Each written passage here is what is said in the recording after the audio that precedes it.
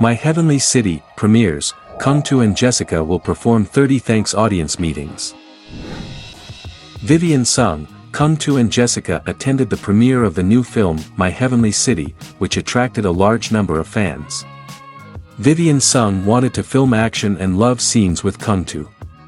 Keung To said that he was not in good health, but would practice diligently. My Heavenly City was released in Taiwan for half a month, but the cumulative box office was only 410,000 Hong Kong dollars. Regarding the box office failure, he expressed that he was not clear about the failure at the box office. He said, "I hope everyone watches it. Being happy and inspired becomes the motivation to achieve the goal. It doesn't matter how much the box office is. I have never thought about developing in Taiwan. If I do well, I will have good results. If I don't do well, it will be because I have not done well."